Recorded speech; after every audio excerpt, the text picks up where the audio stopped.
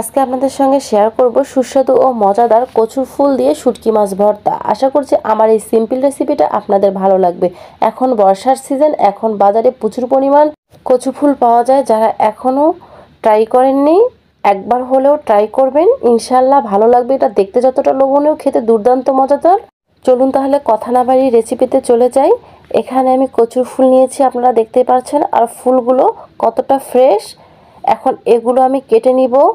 ফুলের মধ্যে একটা কলি থাকে, সেটা আমি বের করে নিলাম। আপনারা দেখতে পাচ্ছেন একই প্রসেসে আমি সবগুলো করে নিয়েছি। দেন এগুলো এখন আমি ছোট ছোট টুকরো করে কেটে নিচ্ছি। আপনারা দেখতেই পাচ্ছেন ছোট ছোট টুকরো করে আমি সবগুলো কেটে নিয়েছি। দেন এটা পরিষ্কার করে ধুয়ে নিয়েছি।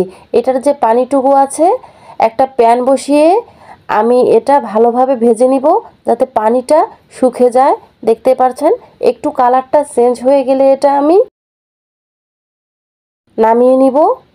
খুব হালকা করে ভেজে নিব। এই তো আমার ভাজা হয়ে গিয়েছে। দেন আমি এটা নামিয়ে নিয়েছি।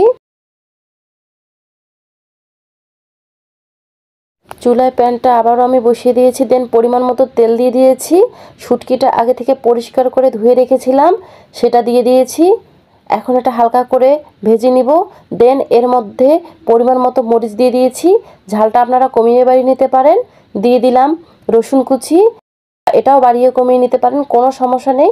তবে রসুনটা একটু বেশি দেওয়ার চেষ্টা করবেন, তাহলে ভর্তার টেস্টটা অনেক বেশি ভালো আসে। এখন আমি এ পর্যায়ে অ্যাড করে দিলাম পরিমাণ মতো হলুদের গুঁড়ো দিয়ে। দেন একটু ভেজে নিব। তারপর হালকা করে যে কচুর ফুলটা ভেজে রেখেছিলাম সেটা আমি অ্যাড করে দিলাম। দেন এটা শুটকির সঙ্গে খুব ভালোভাবে ভেজে নিতে হবে। এই কাজটা একটু সময় নিয়ে করতে হবে। এই পর্যায়ে আমি অ্যাড করে দিব পরিমাণ মতো লবণ। দেন এটা খুব ভালোভাবে আমি ভেজে নিব।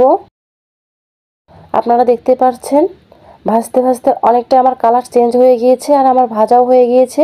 এ পর্যায়ে পরিমাণ মতো পানি অ্যাড করে দিব। দেন ঢাকনা দিয়ে দিব। ফিরে আসছি 30 মিনিট পর। দেখতে পাচ্ছেন পানিটা অনেকটা টেনে এসেছে। এ পর্যায়ে আমি পেঁয়াজ কুচি অ্যাড করে দিলাম। আর সামান্য একটু পানি রয়ে গিয়েছে, এটা টেনে আসা পর্যন্ত আমি অনবরত এটা নাড়তেই থাকবো, না হলে নিচে লেগে যেতে পারে। এই কচুর ফুল ভর্তাটার একটা সুবিধা আছে, সেটা হচ্ছে এটার কোনো বাটাবাটি করতে হয় না। আর আপনারা দেখতেই পাচ্ছেন আমার ভর্তাটা অলরেডি হয়ে গিয়েছে। এটা এখন আমি নামিয়ে পরিবেশন করে নিব।